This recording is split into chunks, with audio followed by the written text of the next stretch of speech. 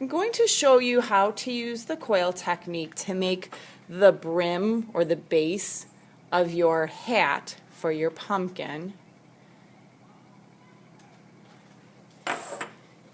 And you'll get a piece of clay that you can roll into a coil, and you'll want to make sure that your hat is big enough to cover the opening on the top of your pumpkin.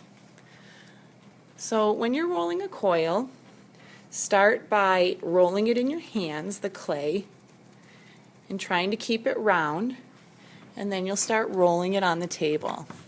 Nice long rolls. Now that sounds like my clay is too flat, so I'm going to try and roll it out a little bit more rounded. Nice long rolls with my clay. And I use two hands sometimes and move my hands away from the center in order to make sure that the coil is a little longer. We want it to be about the thickness of your pinky finger, and it might take you 1 or 2 times practicing to get it to be fairly even. You can see that this is about the same thickness throughout the coil. Notice also I rolled on the tabletop. Don't roll on your yellow paper. Now the next step is to coil this into itself. So you're going to take the end of the coil and fold it right up tight next to itself. You don't want to wind it like this so that there's a gap in the middle. Keep it fairly tight, pushing it against itself. Notice I'm doing this on the yellow paper so it doesn't stick to my desk. Now when you finish, test out the size. Will it fit over your pumpkin? I think I'd like it a little bit longer, maybe one more coil around. So I'm just going to take another coil. I already have one rolled. I'm going to attach it. Just bring it around so that now that seems like a little better size. Okay. Next, you need to blend the coils together so they don't fall apart. I'm going to start on the outside edge and pull that clay gently toward the middle, blending the coils together.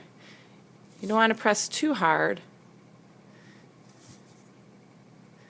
Some of you did this last class when you were finishing up your pumpkin with your pinch pot shape.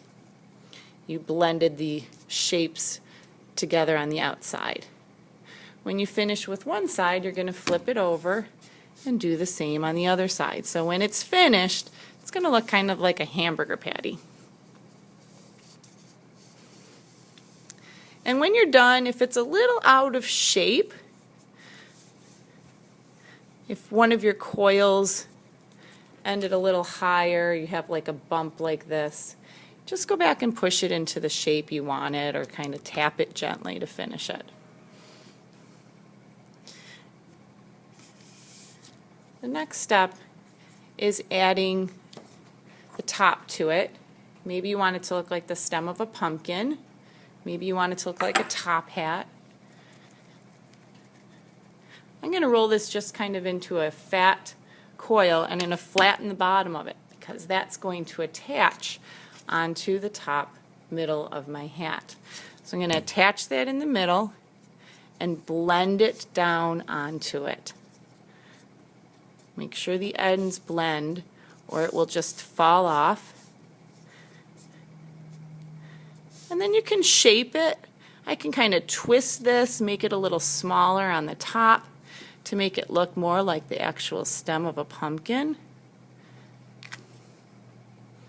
You could also flatten it out on the top to make it more like a top hat. Kind of like how it's twisted. Some people like to make the hat more taller and more pointier.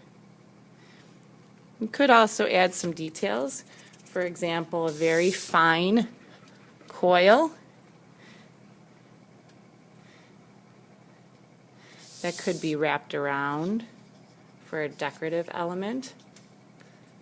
But again, if you're going to add something like that on, you have to make sure it's pressed onto the clay and blended well.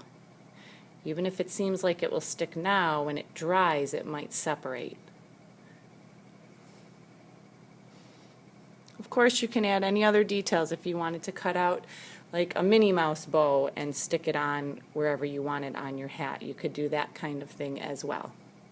So be creative. Come up with a hat that you would like for your pumpkin. Make sure it covers the opening, and you'll be all done.